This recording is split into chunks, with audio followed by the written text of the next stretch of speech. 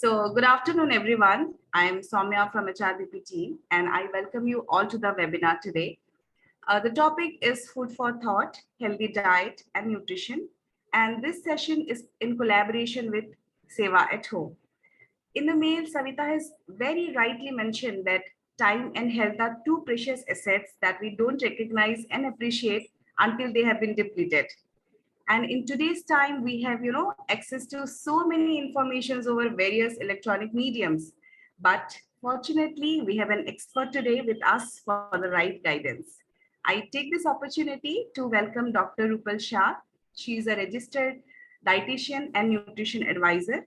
She is a master in food nutrition and dietetics, and she has a lot of certifications and publications to her credit. So here I hand over this session to Dr. Rupal, and I request her to start the session by, sharing a bit more about her. Yes, Dr. Rupal. Okay, just a moment. Before we start this session, I would request for the Q&A at the end of the session once the webinar gets over. Towards the end, you can please raise your hand, whoever would like to ask question, and the host will allow you to speak. Yes, that's it. Maybe Dr. Rupal, you can start. Yeah, thank you, Soumya, for for that introduction. I'm Atul Kishore. I'm the Chief Revenue Officer for Seva At Home, and we're actually very happy to partner with Tessolve with undertaking health checkup for all of you. And we do think that just taking a health checkup is not enough. That is the first step towards making sure that one runs a healthy life. So diet, nutrition, exercise are all extremely important. And we have for you Dr. Rupal Shah, who's a qualified nutritionist with tons of achievement against the name and a huge number of publications. You'll make a presentation for half an hour, which will be then followed by Q&A. You can put your question in the chat box, or you could raise your hand and I'll unmute you and you could ask yourself. So over to you, Dr. Thank you so much for warm welcome, Soumya and Mr. Atul. It's such a honor to be here, to be sharing my thoughts with so many of you. So I will just give you a bit of background. I'm dietitian Rupal here with masters in nutrition and dietetics, as well as I'm a registered dietitian from Indian Dietetic Association. So my journey for the nutrition and dietetics started almost 15 years back when I just finished my 12th and wanted to jump onto something. So the idea of how food can work as a medicine just fascinated me.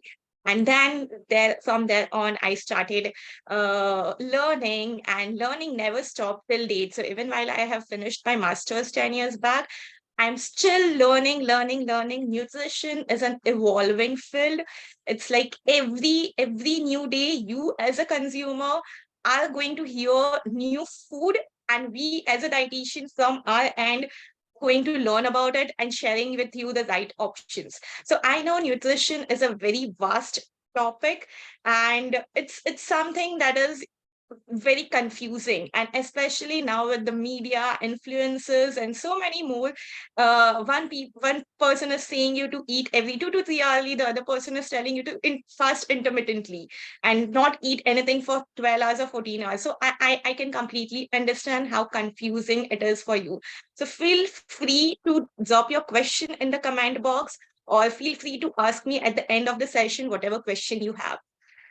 I am very happy to be in this profession. The reason being, when you see people getting treated just by balancing their diet, just by balancing what they eat right from morning to bedtime, I have seen people coming out of taking antacids from years, and just by balancing their meals for 3 months, they are off antacids for their hyperacidity.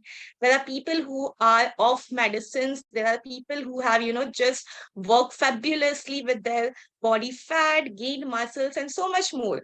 I work 2 shifts. So like morning shift is wherein I'm working as a curative role, wherein I'm going to hospitals and giving diets to patients, possibly those who are on ventilator or those who are on so many medication infections and so many other things. So there I'm working with diet, with food as a curative role.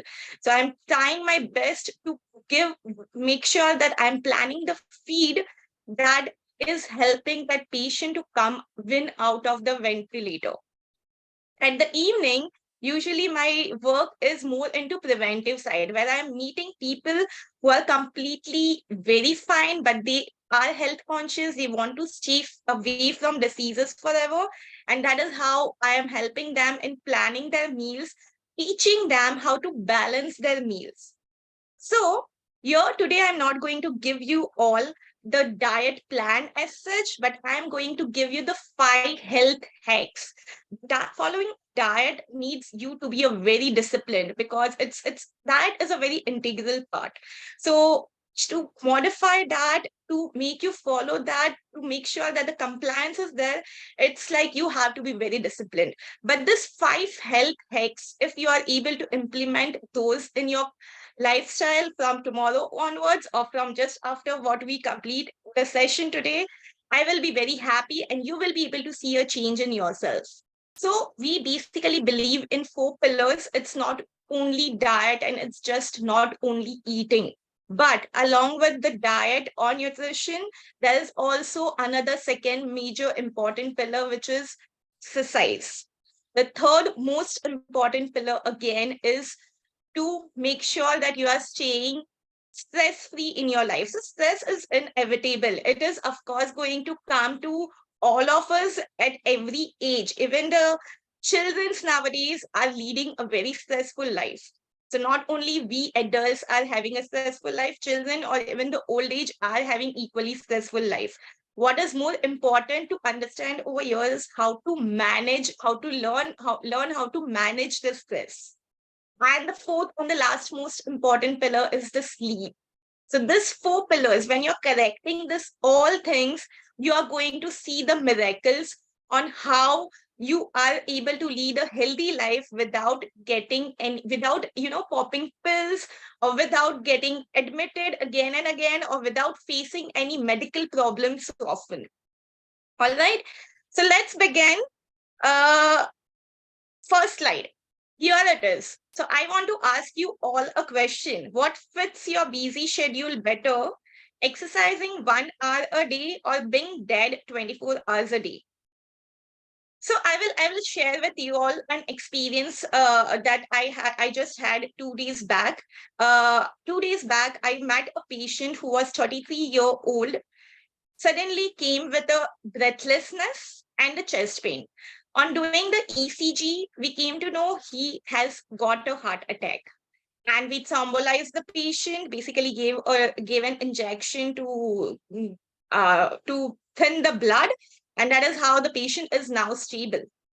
But the surprise is, how come a 33-year-old can get a heart attack who is having not so overweight, but it's on a verge, it's a normal weight.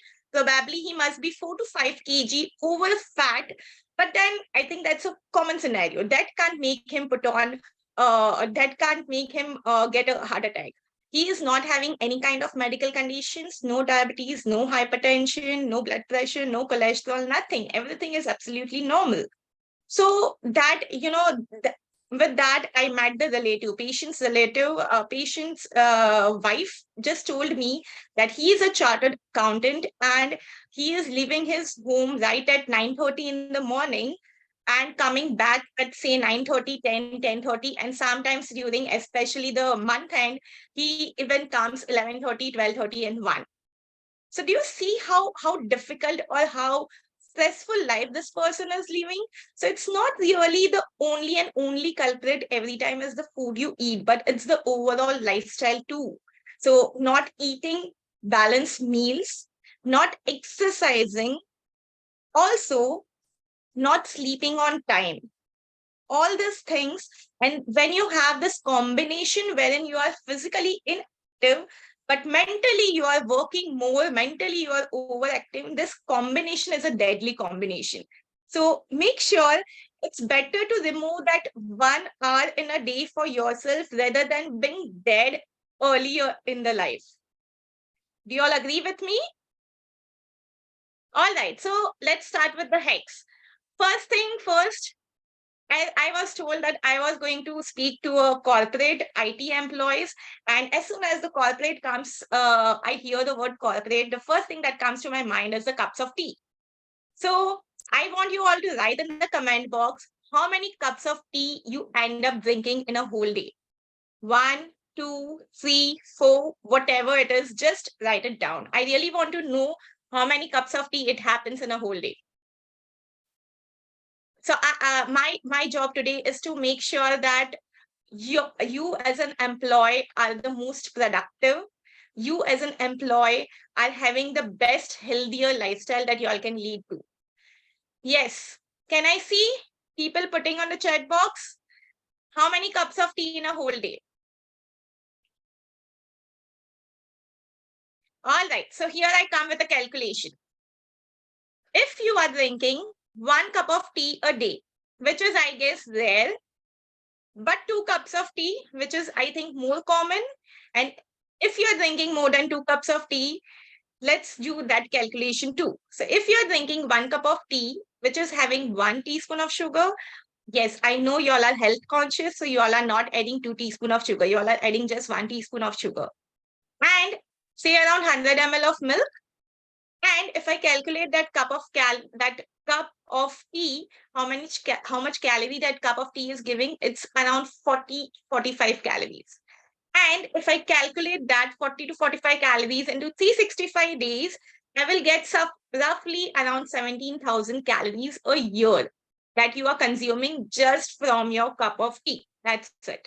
And if you see, you need to walk for 1 hour for 59 days to burn those calories that is coming just from tea.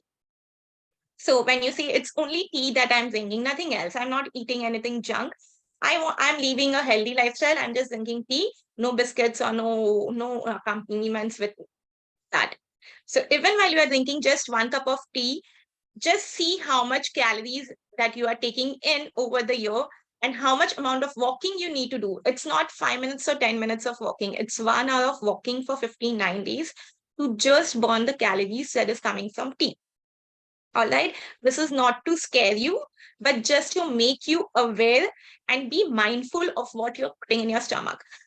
Drinking to 1 cup or 2 cup of tea is completely okay. The reason being you are involved in so many physical activities which can take care of the calories that is coming from tea. But the problem is when the corporates and when the employees overindulge in that. Crossing 2 cups of tea is really a trigger because it doesn't only give you lots of calories, but I'm also worried with the renal stone that you will end up getting. And what happens is when you end up drinking so many cups of tea, you remove the food out of your daily schedule. So ideally, people have a habit when they are hungry and they know they don't have time to eat enough, just a cup chai ka pee lo and you should be okay. Yeah. And that is not something right, because when your body is asking for food, you need to give the food and tea won't be effective. So what you should be doing, 2 cups of tea is completely fine. If you're crossing more than 2 cups of tea a day, replace it with a cup of green tea. It's 0 in calories, has something called as theanine in it, which is going to help you bring more calmer. It promotes alpha wave thinking. So especially all those people who have meeting coming in, drink a cup of green tea and go to your meeting, and I'm sure it will give you good creative ideas. Okay, this is all what the research says. So you should start in taking in at least a cup of green tea. It's great anti-inflammatory too.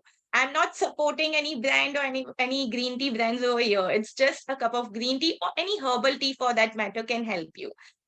Or if you are not a fan of green tea, you can also opt for any other fluids like coconut water or buttermilk or sattu. But make sure there is some other replacement that you are taking if you are indulging in lots of tea or coffee. Tea or coffee is also good if you're doing it in a moderation. So my first hack for today is switch your normal cup of tea if you are exiting more than 2 cups to green tea or any other healthy beverages. My second point. So reprogram what you eat.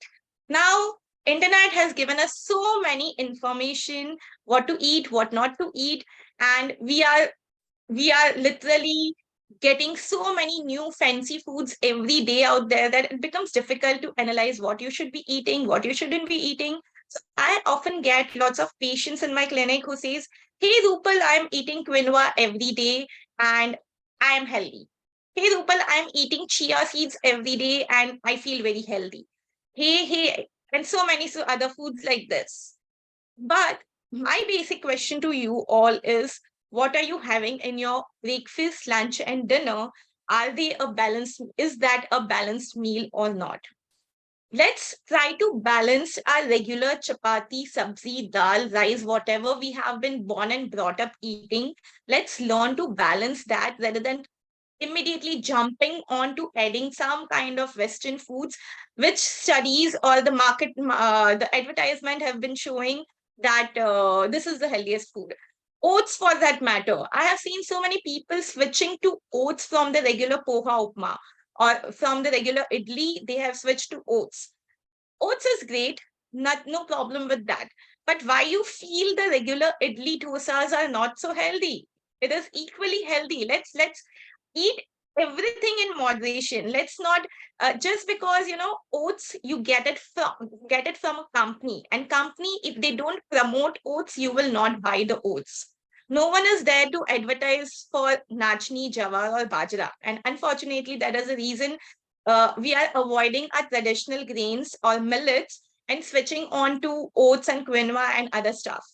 But our regular traditional grains, even though it is not marketed, it is equally as healthy as what the other Western grains are. All right. So let's reprogram what we eat, and let's make sure that whatever we do has to be a sustainable thing. This is very important. If you're doing something, if you found out that this particular food is very healthy, and if you're adding it in your routine for say 2 months or 3 months, you might get that benefit for 2 months and 3 months, and then you are off it. So rather, let's learn whatever we are eating, whatever we are trying to do has to be more sustainable. If you think that some particular food is something that you don't like, but it is very healthy, you can always find an alternative to it. Just don't try to force feed yourself, because force feeding can work for some particular days, but not always. All right. And there is an ample of alternatives. God has given ample of foods out there which is healthy. So if you don't like one, there is an option to have another. But just don't force feed to achieve your particular goal. So watermelon is the most commonly consumed fruit right now in the summers, right? What we forget over while eating watermelon is the bottom white part of the watermelon.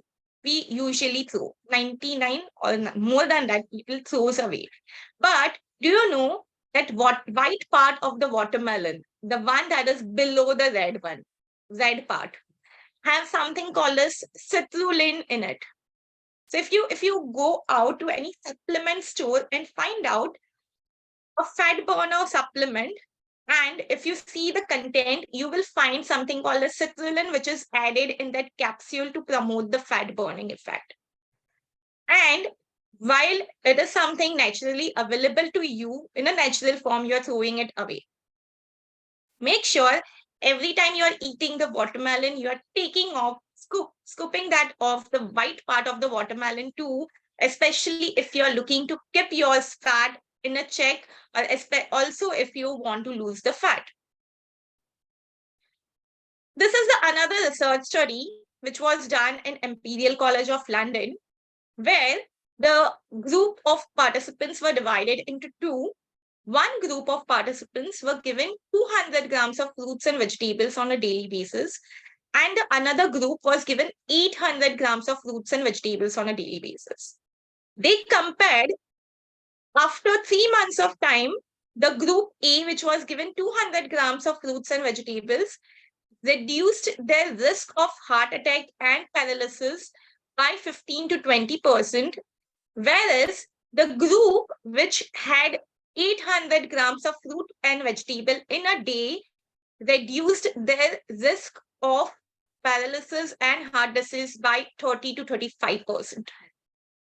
And here I'm not talking about any fancy fruits or vegetables. Eat whatever you love, but you need to start making fruits and vegetables your best friends. Now, while I'm speaking about fruits and vegetables, I know I can also I also get queries from the patients and clients that, hey, that fruit and vegetable gummy which is available out in the market, can I eat that? Because I really don't get time to eat 800 grams of fruits and vegetables. Can I just eat on that gummy? That gummy says that it is equivalent to 500 grams of fruit.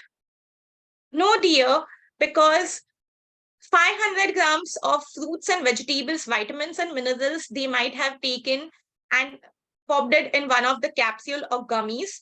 But what about the fiber? What about the water content of that particular fruit? Whatever you take fresher is always more beneficial rather than popping the pills or supplements or even gummies for that matter. So till the time you can have food, eat food and try to meet your requirement from the food. Start adding fruits and vegetables 800 grams in a day, especially if your parents suffered from stroke or heart disease. The reason being, it puts you at more risk too. So you want to avoid, you have seen your parents suffering from this and you want to stay away from this. This is what you need to do. So here I have spoken about just 2 things. But like this, there are many given things wherein there is no debate. You have to eat it. So one of them is the fruits and vegetables. The second is nuts. 3 nuts each of almonds, pistachios, walnuts, cashew nuts. By default, you have to eat it. It should be your part on a daily basis. Let's not go into following a very difficult and a fancy diet plan. But at least this is basic thing that we can do it on a regular basis. Every day, 3 of different nuts is what should be going in your body every single day. It's rich in fiber, it's rich in protein, it's rich in healthy fats. And the benefits are enormous. I can't just, make you count. It's like innumerous benefit that you get from eating nuts. Millets has to be a part of your daily basis. Now, when I'm speaking about millets, don't misunderstand me as I'm saying that wheat or gluten is bad. Wheat is equally good, but again, it has to be done in a moderation. So let's not, let's not be this way that you have completely removed your wheat chapati and just eating jawar chapati or bajra chapati or nachni chapati for that matter. Let's take it in moderation. You can enjoy your rice one day, you can enjoy your wheat chapati for one day, and for another 2 to 3 days, let's enjoy even the millets that we are eating on a daily basis. Make sure everything is consumed in moderation rather than telling one food is bad and consuming another food in double the quantity. Okay, everything is good. Moderation is the answer. Coming on to the third hack. Charge your body for 15 minutes. I want you all to guess what charging I'm talking about over here. So no one tells you the benefits of this particular thing because it's available for free. No one gets benefit when they promote this particular thing to you. But charging your body with just 15 minutes a day with this particular thing will make sure that you are staying away from so many different diseases. Your skin will be clear, your body aches, body pain, which is happening on a daily basis, will be much more reduced. It is an antidepressant too. It can help you avoid getting cancer and also getting blockages in your heart, brain, and multiple other organs. It can also help you increase the concentration and memory. Yes, can I see some comments?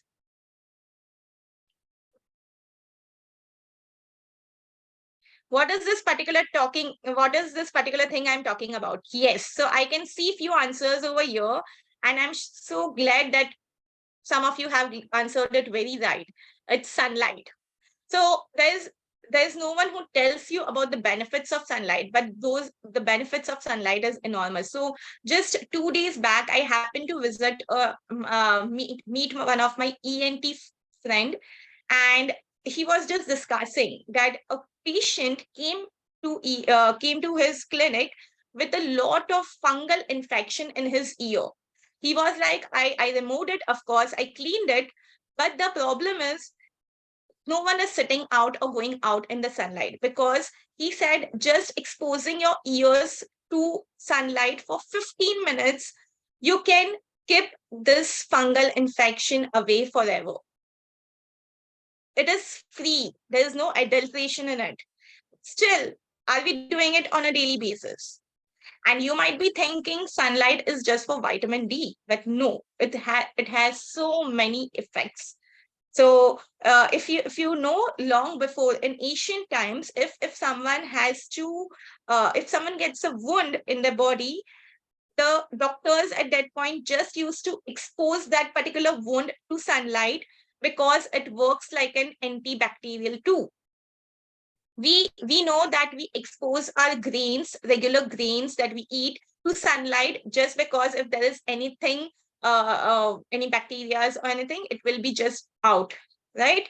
So why don't we do the same thing to our body? Yes, it can help you get rid of body pain, different kind of arthritis or psoriasis, or even it can help you in protecting from so many other clinical conditions too. In fact, Western countries have named a disease called as seasonal affective disorder, because they have been noticing that lots and lots of countries where they don't get sunlight, especially in particular months of the years, they start getting depression like symptoms. And this disease is called a seasonal affective disorder. We are the country, as a country, we are getting ample of sunlight. Even in winter months, we do manage to get some amount of sunlight. The problem lies in us that we are not making use of it. Yeah. So how to make use of it? Take it before 10 o'clock in the morning, or take it after 5 o'clock in the evening or 4 o'clock in the evening. That time the sunlight is very bare minimum. And that is the right time you can just, soak some sunlight in, and you can reap the benefits of it. If you feel you start sweating from the sunlight, uh, we don't want the intense heat or the sunlight, just 15 minutes. It can help you in every particular thing. So make sure today, if you have missed out the sunlight in the morning, after 4 o'clock or 5 o'clock, just walk for 15 minutes in the sunlight, or even if you don't want to walk, just sit in the sunlight. And please do not apply the sunscreen. We don't need that really. If you see the bottle of sunscreen, it's filled with chemicals. There are people who tells you sunlight causes cancer.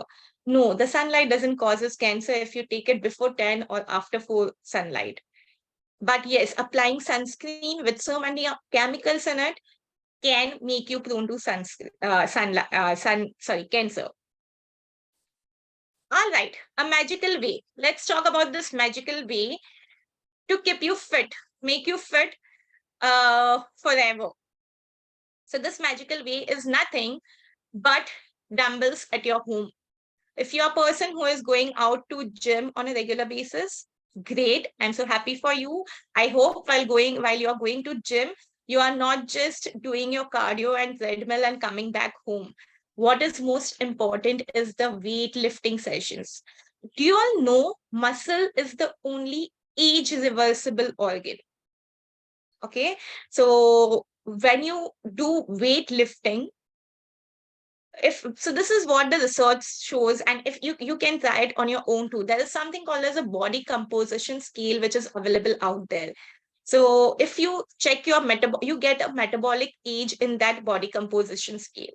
If you check your metabolic age is say 50, and you continuously started working out for say like 6 months, doing weightlifting 2 days a week or 3 days a week, and that metabolic age can go down from 50 to 48 and 45 too.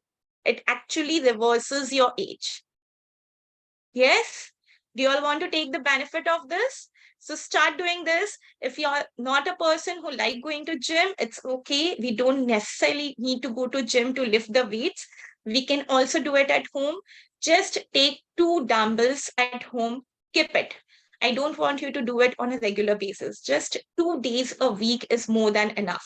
But yes, while lifting the weight, you need to make sure the posture of your body is correct, or else you will cause injuries to your body.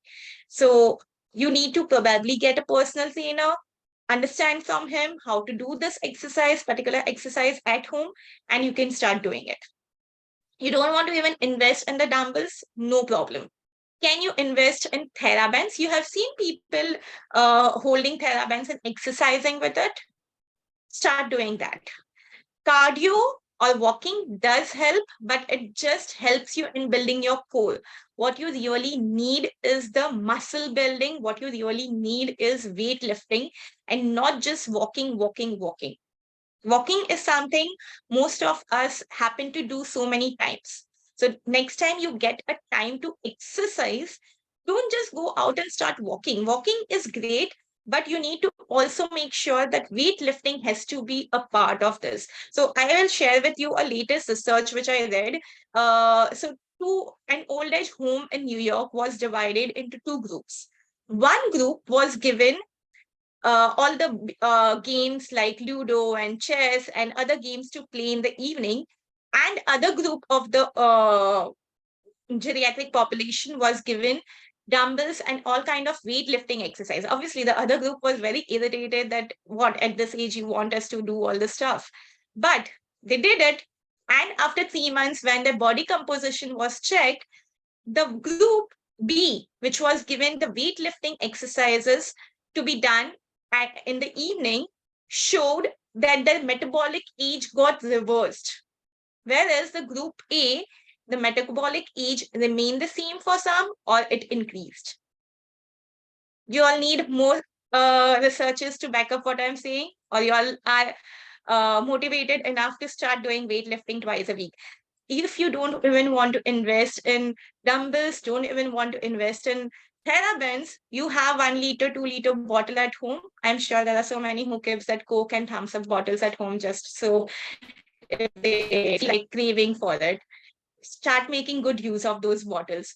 2 liters fully filled water bottle or any bottle, start lifting weights with that. You will get ample of YouTube videos on how to start exercising with those 2 liters of bottle, home weights, basically, as we say it normally. Okay, so that was my 4th hack. And coming to the last hack, that is reprogram how you eat. So we saw what we should be eating, but we also need to understand how we eat, because what we eat, of course, has to be right from morning to night. You need to balance your meals. You need to make sure that you are not overeating, you are not undereating. You need to make sure that you are adding all kind of vitamins and minerals and everything. But this is something other than that. What you are eating is one aspect, how you are eating is the another aspect. So let's talk about this. So here I'm talking about the size of the plate and the color of the plate. So size of the plate, if you feel that you yourself end up overeating, especially in the dinner. So nowadays the lifestyle has become such that mornings are the very hectic with. So morning breakfast, it's like you get hardly some time to have your breakfast, and there are so many who are skipping it out as well. So you don't really get good time to eat your breakfast, sit and eat, and that's difficult. When it comes to lunch, we end up saying we can't carry lots of dabbas, lots of tiffin to office. So you end up carrying 2 things in the office, which are kind of dry, and you make sure you are full with that. But when it comes to dinner, it's like now this is the only meal that I'm eating at home where I don't have any work stress. So I can't, as a nutritionist, dare even to say that person eat less dinner. I can't say that, or else that person is not seeing me from next time. So, what is the simple hack that we use there? Eat from a red plate. Why? Because research has shown that when you eat from red plate, you tend to eat lesser as compared to when you eat from a white plate. Eat from a smaller plate rather than a larger plate. So this things you can even use while you are eating a dessert. Eat from a red plate and you will end up using. So it works on your psychology and makes you end up eating lesser. Don't rush. Eat slowly. Yeah, I know it's challenging, but you need to do this. If you're sitting well to eat at particular meal for a particular meal, you need to make sure that you are eating slowly. You need to give 10 minutes more time to your particular meal so that you are not eating in rush. So now forget about what you are eating. I'm not even going into that, what you are eating. I'm just talking about the speed of eating. Even while you are eating something unhealthy or something junk, but if you are eating it slowly, you can actually make sure that even that fat loaded or cheese loaded or even sugar loaded particular food is digested to the core into your energy levels and not really getting deposited or converted into fat if you're eating it slowly. Why? Now, when you are eating it slowly, the first thing when you eat slowly, you need to keep that particular morsel of food in your tongue for, say, like 20 seconds, 15 seconds, and then so savor the taste of that particular food and then take it down. So now what happens with this? When you are savoring that particular taste of that food, you initiated the first phase of digestion, and that is the cephalic phase of digestion. Your first phase of digestion involves enzymes acting on that particular food. Now, when you're eating in rush, what is happening? When you eat in rush, there is there is a signal that is sent from your gut to your brain saying that, okay, now this person is full, or now you are full, you need to stop eating. But that whole process takes like 20 minutes to get it completed. For your gut to send a signal to your brain, and brain sending signal to your hands and mouth, it takes like 20 minutes. So for those people who are having like 2 bowls of rice in 10 minutes and done, forget about your signal working. You are not allowing your signals only to work. You're finishing before that. Yeah. So give yourself at least 10 minutes more to what you are taking now to eat so that your meals are better digested. Even while you eat slow, you will notice especially if you are facing hyperacidity issues, bloating, indigestion, constipation, you will notice yourself that just by doing this small practice for over a month, there is a change in your digestion. All right. So this is something very basic that I have taught you today. I hope it adds value to your knowledge. And these are the 5 hacks that I want you all to start implementing right from today after the session. Thank you, Yes. Rupal. That was very, very interesting indeed. So I have for you a question from the audience. It says, which UV index is recommended for sunbath? Okay. I will not be able to give you the exact number for that, but I will say before 10 a.m. sunlight is very light, so you can opt for that. Or after 4 p.m. Yes. You mentioned, Rupal, about weightlifting. You said that good to lift weights 2 to 3 days a week. At what age, if somebody is not lifted weights, at what age can somebody start to lift weights? Would you recommend? At all age. At all age? At all age. I will recommend even a 60 or a 70-year-old to start lifting weights, of course, I will be going very slow. I don't want them to lift like 5 kg weight. I just want them to lift 1 kg weight. You can increase your muscle mass in your body only when you make use of the muscle mass. You can't just rest and walk and say my muscle mass is increasing. It will never increase that way. Have muscles at that age not already begun to, let's say, perish or begin to lose their elasticity, intensity, or perish? Exactly. So that is the reason we need to make sure that you need to do double so that you are not facing that aging and related side effects. Why we see 60 plus people complaining more of aches and pains and aging skin and all, because they are not doing the same thing what they used to do. So of course at 40s or 30s they used to lift 55 kg, 10 kg, 12 kg, 15 kg weights. At the age of 60 they might be just uh, taking like 2 kgs or 1 kg weight, which is completely okay. But at least they are making their muscles work, which is the most important thing. So there is no age bar to it. That's interesting. All right. So one of the attendees wants to know whether you could share with him a diet for an overweight person. All right. So giving you a diet is like right from morning to bedtime. I need to know your diet recall, what you have been consuming right now. And based on that, I will be making the changes. I can give you XYZ diet to follow, but if it is not something that you have been doing it forever, like if it is not something that is basic to you, then you might not be able to stick to that. So what we as a qualified dietitian believe is, first we will try to know your actual lifestyle, your actual way of eating and everything. Then in that actual lifestyle, we will just make 10% or 15% change to an ideal, and we will slowly take that particular diet. After every 10 days we will make the changes and make that diet to an ideal diet. But it has to be a very gradual process, because what is more important is the compliance. Can you share a diet of an overweight person is a question that you can write in Google and you will get thousands of diet chart. But that is not something sustainable. So some kind of diet, if I'm giving you right now, it won't be even sustainable for you. So I need to know your lifestyle, your way of eating. Based on that, what we can work out, how we can make sure that you are adding on to some protein in your lunch or dinner and you are happy with it. And that is how we change the meals. That is how we can make an overweight person lose weight and stand by it. Losing weight is very easy. Believe me, it's like it's done easily. In 3 months, losing 10 kgs, 12 kgs is like very easy thing.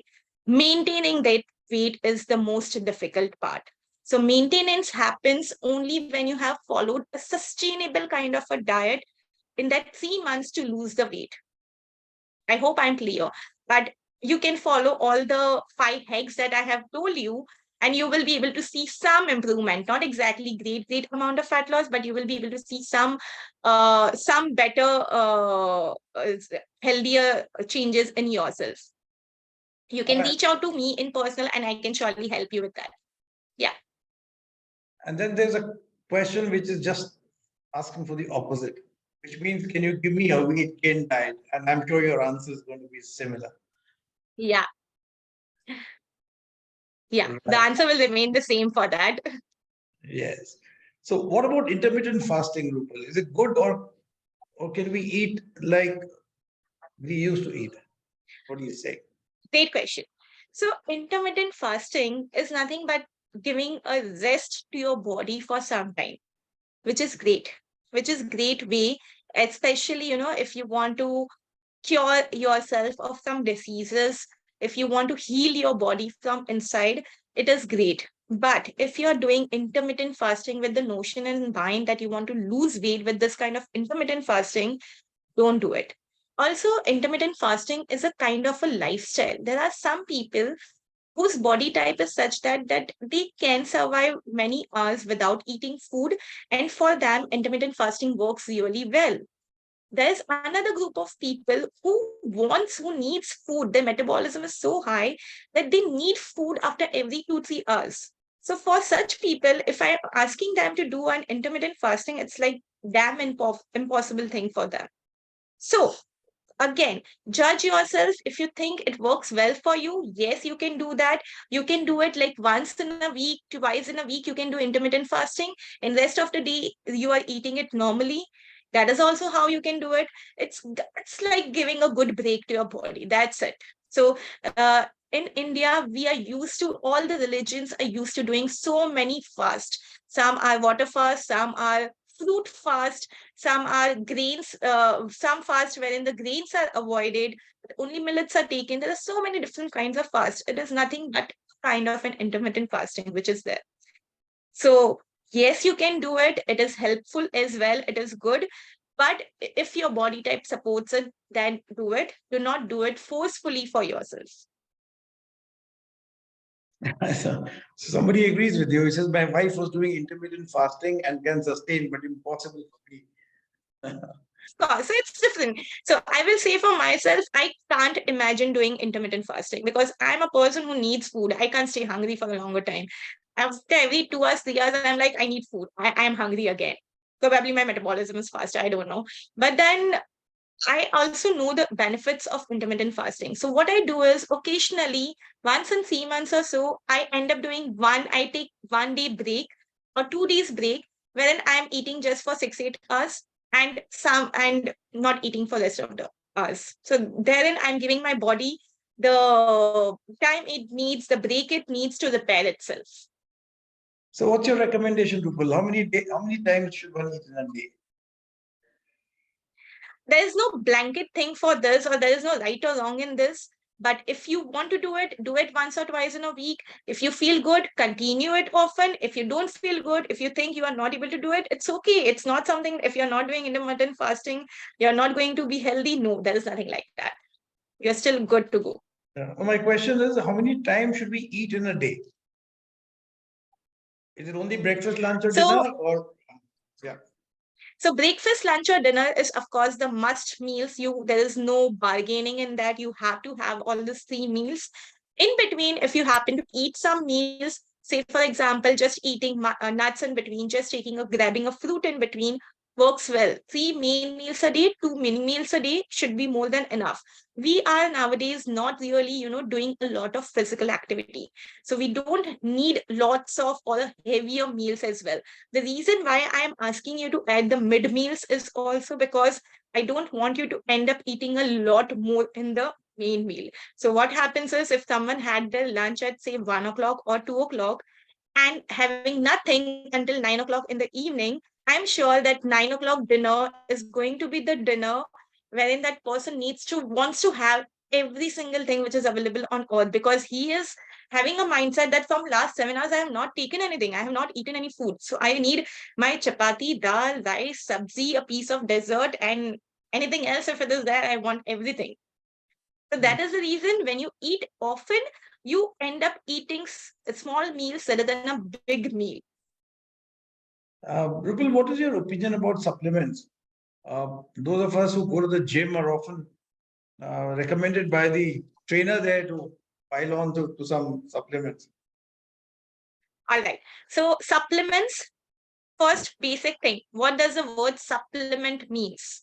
The word supplement means when your basic diet, the breakfast, lunch, dinner, mid-morning, mid-evening, whatever meals you are eating, and still if it is not meeting your requirement, and if you want to add a supplement, you can add a supplement just because you are supplementing your balanced diet. The problem with today's generation, or the problem with today's people is they don't want to work on really balancing their breakfast, lunch, dinner, or mid meals. Supplement works for them. Supplement is like a shortcut. Supplement liya, chalo, I got a good amount of protein and I'm good to go. Nahi, you can't do that. You need to make sure if you are not feeling that, if you're feeling that you are not getting enough of nutrients from your regular day, you need to make sure you are adding more of food that is particularly solving that particular giving you that particular nutrient. For example, you think yourself is deficient in protein and you want to add more protein. No, that doesn't mean that you will go out and start taking a protein powder. Rather, think of high protein foods that you can add in your diet. Probably you can add something like paneer to it. Paneer is a high protein source. You can add soya chunks in your diet. You can add chicken or fish. You can increase the quantity if you're eating it already. You can make sure you're eating it more often if you're eating it. You can add eggs. Yeah, you can add so many foods that can help you in increasing your regular protein intake rather than switching on the supplement. When you think that after eating all this thing or adding all these foods, high protein foods, still I'm not meeting my requirement, yes, I will suggest you to opt for supplement. I'm not against supplement, but supplement needs to be used very carefully. It shouldn't be looked as a shortcut. Right. So there is this question which I will read out. I'm sure this attendee would Mhm. have benefited from the answer that you just gave. However, for his or her benefit, I will read it out. Mhm. After exercise with weight, even for 10 to 15 minutes, I get headache next day. And in this case, I definitely need non-vegetarian or some protein. Is it good to follow like this, or is there a problem? I think the problem is not the protein over here. Check your hydration level. I think you are getting dehydrated because 70% of your muscles is water. Okay. When you're muscle training your body and you're not drinking water, the first symptom that you are bound to get is the headache. It's not the protein, it's the water that is the culprit, or probably the electrolytes. Try working out today again and make sure you are taking an sachet of electral, which is available very easily, or simple some salt, little bit of some dextrose or sugar, and a lemon to it. Add a lemon to it and take this water and during your workout and check next day if you're still getting the headache or not. It most often looks like when you are getting a headache, it's more related to water dehydration or electrolyte imbalance. So electral water works the best. One electral sachet in 1 liter of water, mixed it, complete 1 liter of water during the workout itself, and it should help you solve your problem. All right. This attendee wants to know whether it's right to have heavy breakfast and light dinner, as some people recommend. A great idea. If a person can do this, yes, a great idea. You can, of course, do that because your metabolism is, anyways, little on a lower side post 6 p.m., 7 p.m. So if you can have a light dinner, but at the same time, make sure you're having a good mid-evening snack as well if you want to really have a light dinner so that you are not under eating yourself. Rupal, let's talk about the importance of sleep. And there is a question related to sleep, which I read out, but I've not understood the question myself. Sleep hours in a day or sleeping time when I fall asleep, which is more important? What is you mean to say the question is what time the person has to sleep? Is that a question? Yeah, so I've not understood A the question, sleeping but time. let's talk about sleep. And when we talk about sleep, I'm sure the question will get answered. Okay, great. So sleeping. Oh, yeah. So sleeping is something that you should ideally, if you are not working in a night shift, it should be somewhere going to bed at 10, 11, 11:30 max. And waking up in the morning hours works the best. The problem nowadays is the people don't get sleep.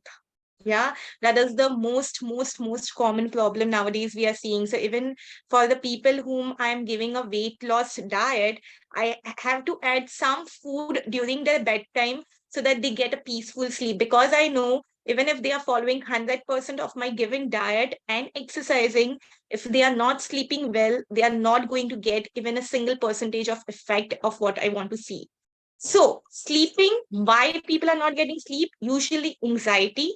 There's so much of anxiety, there's so much of overthinking that is going on until night that people are finding it difficult to sleep.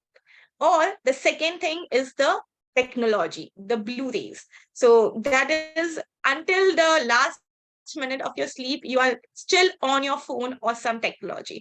What is the solution to it? There are so many foods that can help you make fall sleep. One of them can be nutmeg, which is nothing but jaifal.